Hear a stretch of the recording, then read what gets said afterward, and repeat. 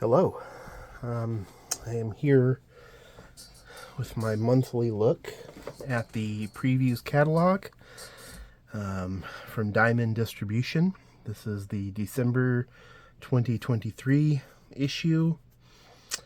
And as usual, I'll just roll through and look at things that I'm interested in or things that I think others with similar interests might be interested in. So, first things first. Marvel, there was nothing for me this month. For DC, thought I'd point out something of interest here. If you are of a certain age, Lobo, the big Fraggin' Compendium 1, which implies that there's going to be another one. And this has 1,256 pages. It's a soft cover, comic sized, $60. Pretty good deal for all that material.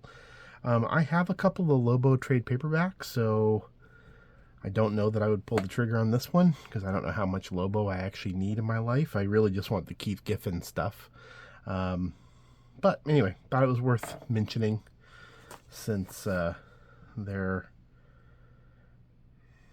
I don't know. I don't know that there's a reevaluation of Lobo by anybody out there, but with Keith Giffen's recent passing, some of his work has come back into the public consciousness. Getting into the main catalog, in the image section, Firepower, Volume 6 by Robert Kirkman and Chris Samney. Their Iron Fist pastiche. I mean, it's essentially what it is. I've enjoyed it, though. Chris Samney's a nice, solid artist, and Kirkman, is entertaining when he's at his best.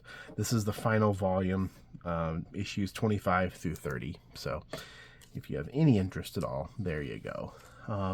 Of decidedly more interest, though, to me, the Times Squared Omnibus by Howard Chaykin. This is a resolicit from the October...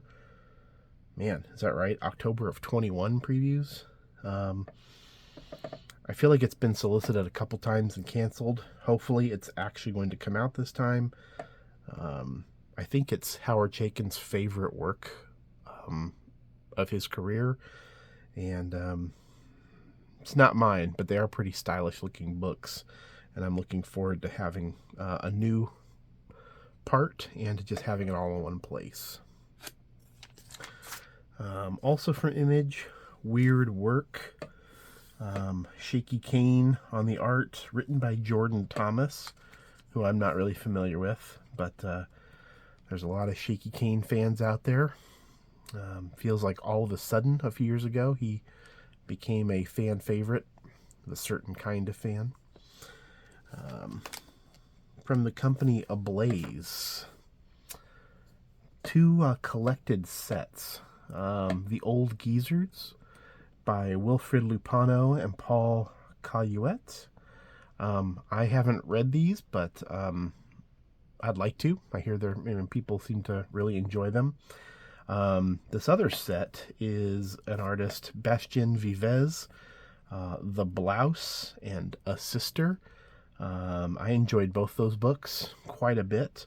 Little surprised to see this is happening because Vives is basically canceled in France, and I thought that might choke off any future projects here in the States. These have already been collected, so they're just basically putting them together as a set, so it's not really a new thing, but they're taking half a page here to spotlight his work, so that's can be a risk. Anyway, I like the work. Don't know much about the guy. I can't read French, so it's hard for me to keep track of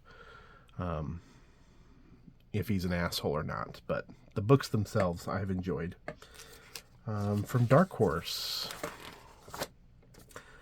Innocent Omnibus Volume 2 by Shinichi Sakamoto. I just got the first book in the mail the other day. I had seen this artist on an episode of Monbin. If you've never watched any of those on YouTube, I highly recommend them. I don't think they're legally on YouTube, but they get put up there sometimes. Anyway, I was blown away by this guy's art. Really fantastic. So I was excited to see it was being released here. Haven't read this one, so I don't know if I'm going to go for volume 2 yet, but it's damn good looking work. And another resolicit, this time The Legend of Luther Arkwright by Brian Talbot.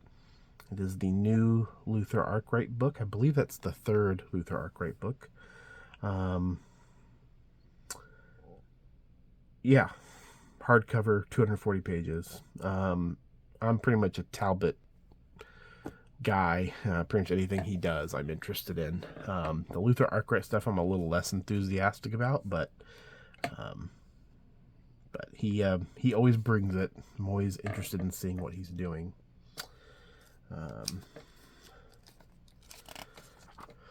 From Abrams, thought I'd point this out. Fall Through. It's a new graphic novel by Nate Powell, known to most people as the artist on the March trilogy. I myself, not a huge Nate Powell guy, but he was making his own graphic novels before he got the March gig. So nice to see him go back to doing his own work. Just thought I'd point that out, since there are a lot of people who really enjoy his stuff. Let's see what else we got here. So, from Avery Hill, wonderful UK publisher, Barking by Lucy Sullivan. In the first issue of my zine, Canon, Gary Usher wrote an article about Lucy Sullivan and this book, Barking. And at the time, that book was unavailable. And so it's nice that there's a new edition. Looking forward to seeing what it looks like, frankly. Here's a company I'm not familiar with. They're called Ablaze. These are basically art books. Looks like they're both resolicits from June and July. But these are two books featuring the caricatures of Al Hirschfeld, the American theater as seen by Hirschfeld, 1928 to 1961, and then the second book, 1962 to 2002. That is a 74-year run doing caricatures on Broadway. These are not cheap, $70 books, but they're 8 by 11 hardcovers, full color. Hirschfeld's wonderful, amazing artist. I won't be getting these myself, but I'd be more than happy to look through somebody else's copies.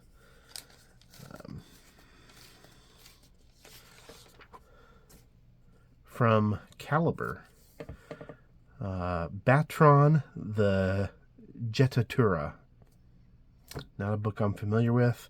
Reason I'm pointing it out is because it's by Wayne Van Sant, who did what did Wayne Van Sant do? He did a run on I think he did a run on the NAM. Done a lot of war stuff over the years, military comics. I believe this was a miniseries many years ago in the 90s. This is a collection. Anyway, thought I'd mention it. Wayne Van Sant. One of those guys who sort of silently put out books over the years. Probably will have a substantial chunk of a bookshelf by the time he's done. From Cinebook, Bear's Tooth, Volume 6. Written by Jan and art by Alain Henriette. Anyway, like most Cinebook stuff, the art's gorgeous. This is the final volume of Bear's Tooth. Just thought I'd mention it. Doubt anybody gives a shit, but thought I would mention it. I always look at Cinebook, even though I'm frustrated by the distribution here. From our friends at Fantagraphics, Search and Destroy Volume 1 by Atsushi Kaneko and Osamu Tezuka. So these are based on Dororo by Osamu Tezuka. So I think they're using Tezuka's name, but he's really just the inspiration. And it takes off of Dororo. This is volume 1, I believe, of 3. And this is part of the kind of team up between Manga Splaining podcast and Fantagraphics, which I hope they stick with, since it seems to be widening the scope of the kind of manga they'll publish.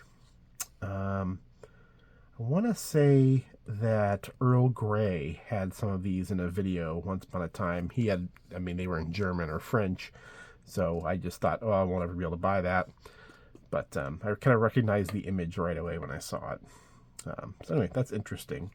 There's also Reading Love and Rockets by Mark Sobel. This is a big hardcover. I believe it's meant to kind of mimic the books that appear in the Love and Rockets box set. And so this is essentially a reading companion of the first 50 issues by Mark Sobel. For me, the main draw is it is going to include a lot of random bits and bobs that they did not include in the box set. You know, things they couldn't find before they sent it off to press. Other just little bits and pieces. So anyway, interested to see this. I don't read every book about comics that comes out, but I wish there were a lot more. I think every cartoonist, every comic deserves some attention. Even the bad ones. Sometimes especially the bad ones. Walt Disney's Mickey and Donald, Mickey's Craziest Adventures by Louis Trondheim and Nicholas Karamidas. Previously they put out this Walt Disney's Donald Duck, which was by Louis Trondheim. Maybe by the same artist as well, I can't remember. Anyway, anything with Trondheim's name on it, I'm interested in. Fantastic cartoonist. Here's a big one for people of a certain generation. Blessed Be by Rick Altergott. Rick Altergott had a comic in the 90s called Doofus. And this is now a new Doofus graphic novel. 152 pages, full color. I don't think he's put anything out in 20 years, or at least it feels like it. So very exciting to see that. This book, Anna by Mia Oberlander. I know nothing about it. No idea if it's from here or if it's a translated work. Who knows? So we'll see what it looks like when I see it in person. Return to Eden by Paco Roca. Roca I am familiar with. I think looks like Fantagraphics has put out 5 of his graphic novels. And another company put one out too, though that company is slipping my mind. Anyway, he's a guy that I was a little cool on and then I've really warmed up to. I loved his book, House, and Twists of Fate. His World War II book is very good. Don't know anything about this book. The N-Word of God by Mark Dukes. Dukes has created a meta-modern masterpiece of African-American storytelling. That's about all I can tell you. The cover art and this sample art looks fantastic. So we will see. It's a big one, 344 pages. Fanta is also sub-distributing Tongues 6 by Anders Nilsson. I love Nilsson's work. Glad they're making it more available than just ordering it from Nilsson or buying it at a convention. That's great. Going in a different direction. Amulet Volume 9 by Kazu Kibuishi, I think. Anyway, I haven't read any of the Amulet books, but they are very warmly regarded by a lot of people. And I know it's been a few years since he put out book 8. So don't know if he'll have the audience he would have had. This has been a monster hit series. But it's a huge YA graphic novel series coming to an end. You can also get the full box set. Anyway, there you go. This company here, Headless Shakespeare Press. I bought something from them at a show once. And they had a comic here listed, Blanche Goes to San Francisco by Rick Geary. I'm pretty sure this was a previously released comic. Maybe just here in a new edition. It's just a 32-page comic. But anything by Rick Geary, I feel the need to point out. One of my favorites.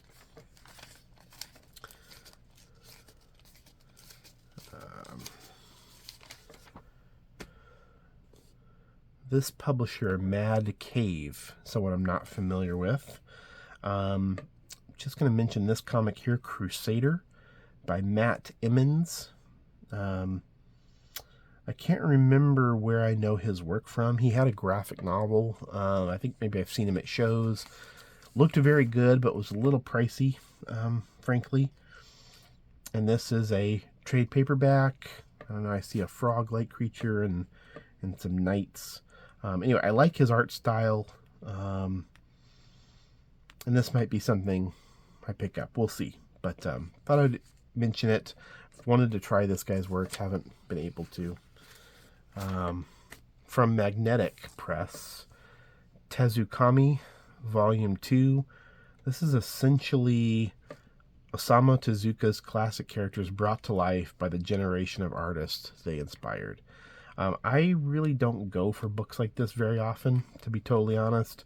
But a friend of mine has the first book and really likes it. And I will point out that Juan Diaz Canales is here, the guy who does Black Sod, which everyone loves to death. So figured I'd throw out a mention if there are any Canales completists out there. This one I'm curious about. Not curious about the comic. I've read the comic. Scott Pilgrim, 20th Anniversary. You can get it as a color hardcover box set or a black and white hardcover box set. Same price, by the way. And that price is big, $250 for Scott Pilgrim, which I find pretty hard to believe. What I'm curious about this book is, does anybody give a shit about Scott Pilgrim anymore? I don't know. That's a legitimate question. I read them at the time they were coming out, found them, mildly enjoyable. I remember not caring for the ending, thought it was pretty phoned in, but to each their own. Anyway, I know there's a new show on Netflix. I think it's on Netflix. It's a Scott Pilgrim thing. I can't say I have much interest in the show or in this box set, but I thought I'd mention it because it was so big and over the top.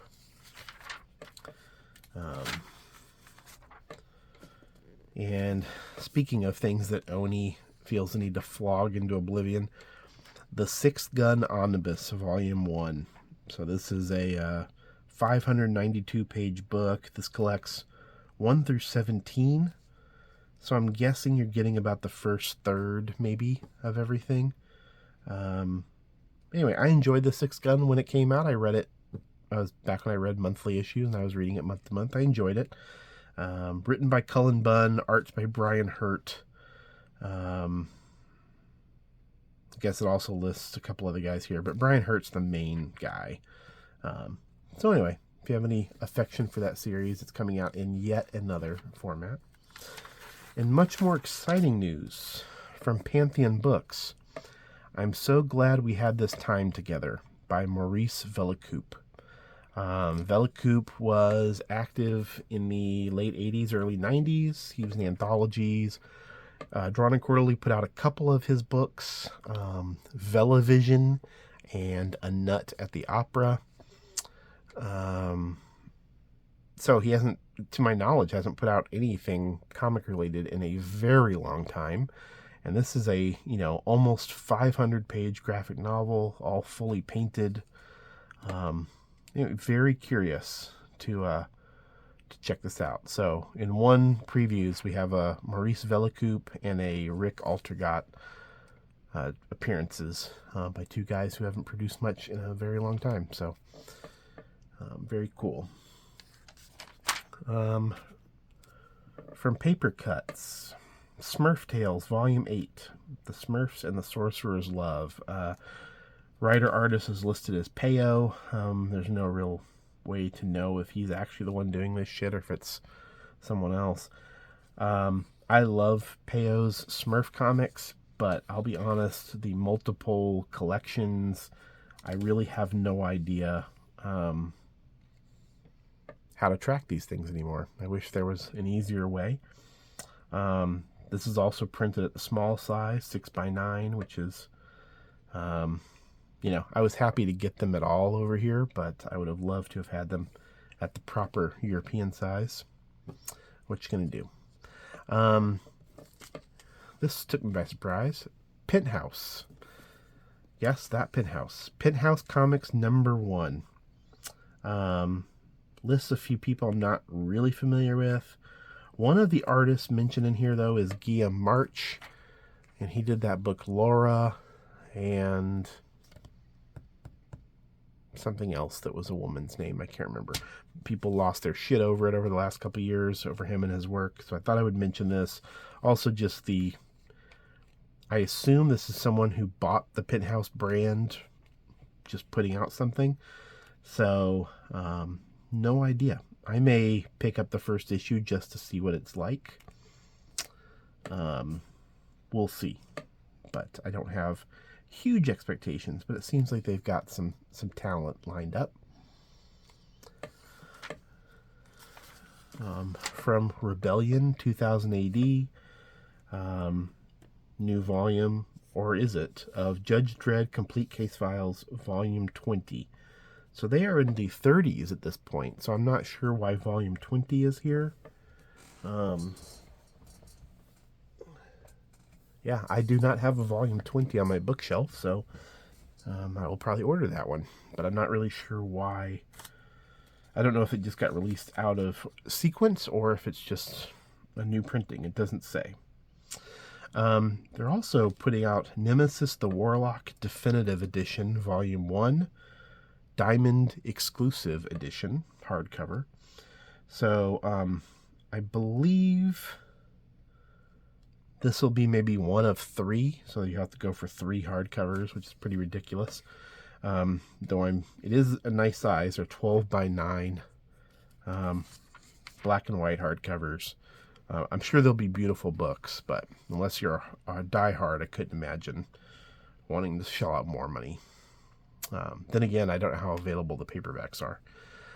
Thought I'd also point out Strontium Dog, Search and Destroy. Volume 3 is coming out, and they have Volume 1 and 2 offered again. I haven't read any of this material, but John Wagner, Alan Grant, Carlos Escara, all veterans of 2000 AD and Judge Dredd. Sure, this stuff is fun at the very least.